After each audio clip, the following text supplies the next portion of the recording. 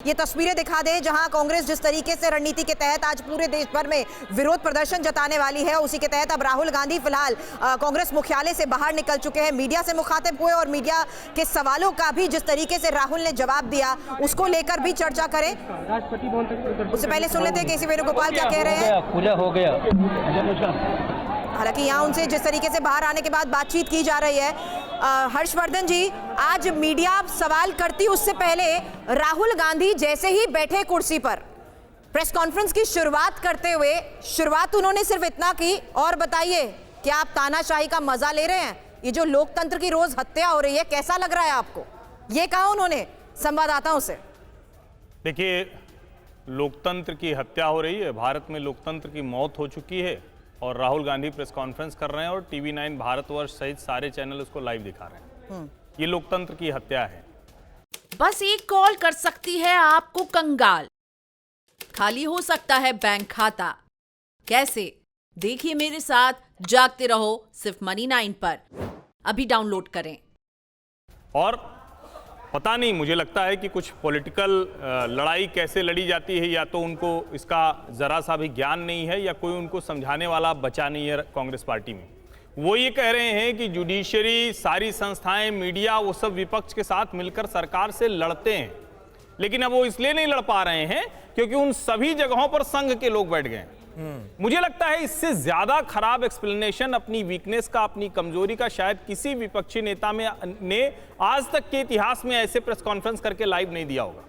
और आज इस प्रेस कॉन्फ्रेंस से हम सब लोगों को, मीडिया के लोगों को भी और देश के लोगों को उम्मीद थी कि राहुल गांधी मुख्य विपक्षी पार्टी होने के नाते महंगाई, बेरोजगारी पर कुछ ठोस बातें करते, कुछ ऐसे कार्यक्रम की बात करते, योजना की बात करते जिससे देश को लगता कि हाँ, विपक्ष वो नहीं मरा है, वो जीवित है। लोकतंत्र तो इस देश में नहीं मरने वाला है, लोकतंत्र इस देश के लोगों की आत्मा में बसा है। ठीक है हर्षवर्धन जी, अंशुल अभिजीत हमारे साथ मौजूद हैं कांग्रेस पार्टी से।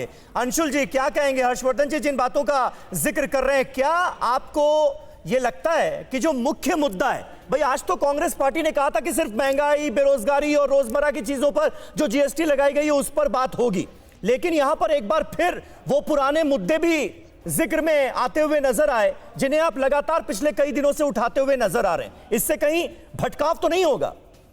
पुराने कैसे हो गए? वो मुद्दे नए हैं, आज अभी भी वो नए मुद्दे हैं। देखिए, मैं सबसे पहले तो स्वागत करना चाहिए ये नई व्यवस्था की।